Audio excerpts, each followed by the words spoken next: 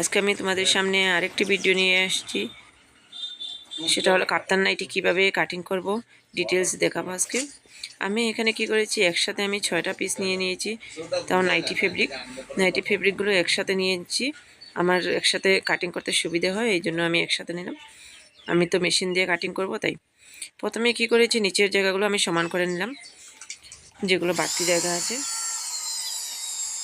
এগুলো সমান করে এরপর আমি আবার 1 ইঞ্চি বরাবর দুটো পট্টি কেটে নিয়েছি। এগুলো আমি গলার পট্টির জন্য ইউজ করব। পরে নেকের মেজারমেন্ট দেব। এখানে নেক মেজারমেন্ট শুধু দিলে হয়, কাপ্তান কাটা একদম ইজি। নেক আমি এখানে 3.5 ইঞ্চ বা 3 ইঞ্চ তোমাদের চাহিদা মতো তোমরা নিতে পারবে। আর ফ্রন্ট নেক আমি 6.5 ইঞ্চ নিয়েছি। তোমরা ইচ্ছা মতো তোমাদের কম বেশি তোমরা নিতে পারবে। এরপর আমি ব্যাক নেক একসাথে আমি কেটে নিয়েছি।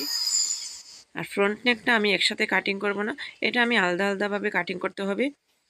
কারণ এটা ভিতরের পার্টটাও ব্যাকের পার্টটাও একসাথে আছে। ব্যাকের পার্টটা আমি এক্সট্রা করে সরিয়ে নিতে হবে এখান থেকে। এক্সট্রাভাবে সরিয়ে নিয়ে এখানে আমি মেজারমেন্ট দিয়ে দিয়েছি। সবগুলো আলাদা আলাদাভাবে কাটিং করব।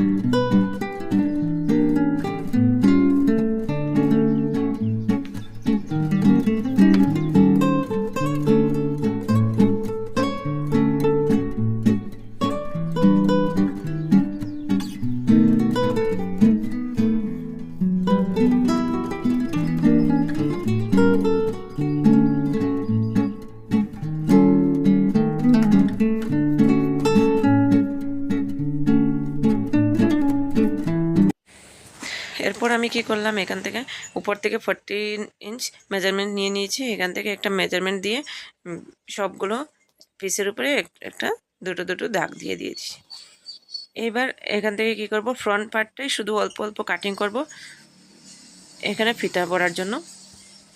সামনের ফ্রন্ট পার্টে সবগুলোর মধ্যে একটু একটু করে কেটে নিয়েছি আমি।